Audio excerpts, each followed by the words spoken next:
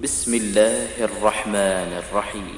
يا أيها النبي إذا طلقتم النساء فطلقوهن لعدتهن وأحصوا العدة واتقوا الله ربكم لا تخرجوهن من بيوتهن ولا يخرجن إلا أن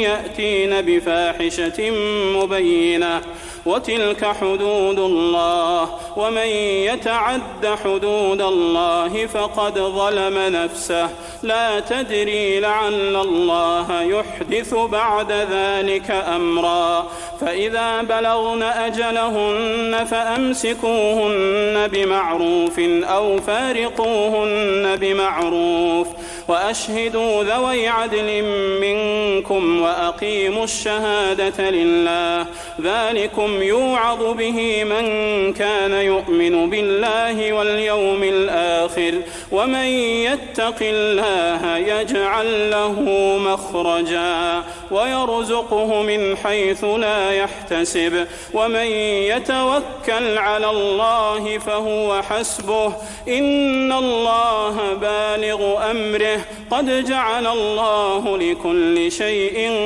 قدرا واللائي يئسن من المحيض من نسائكم إن ارتبتم فعدتهن 3 أشهر واللائي لم يحضن وأولاة الأحمال أجلهن أن يضعن حملهن ومن يتق الله يجعل له من أمره يسرا ذلك أمر الله أنزله إليكم ومن يتق الله يكفر عنه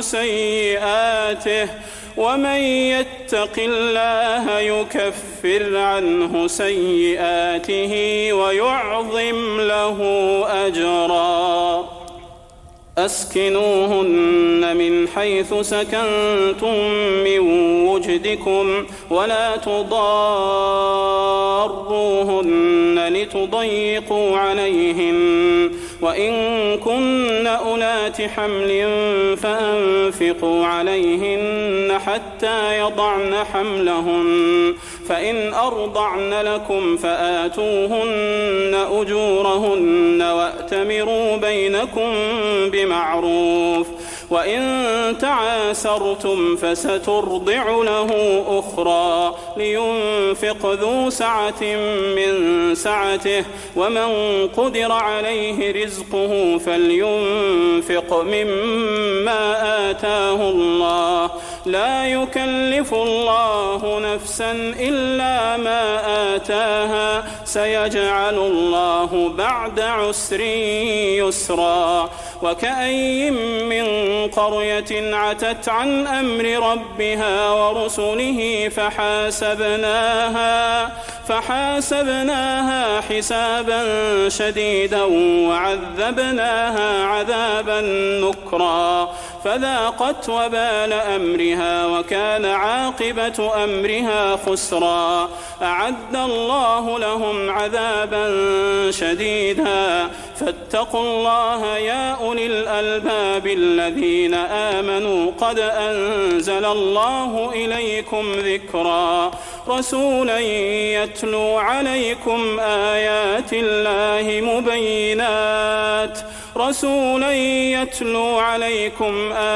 الله مبينات ليخرج الذين آمنوا وعملوا الصالحات من الظلمات إلى النور ومن يؤمن بالله ويعمل صالحا يدخله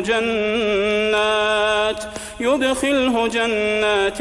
تجري من تحتها الأنهار خالدين فيها أبدا قد أحسن الله له رزقا الله الذي خلق 7 سماوات ومن الأرض مثلهن يتنزل الأمر بينهن لتعلموا أن الله على كل شيء قدير وأن الله قد أحاط بكل شيء علما.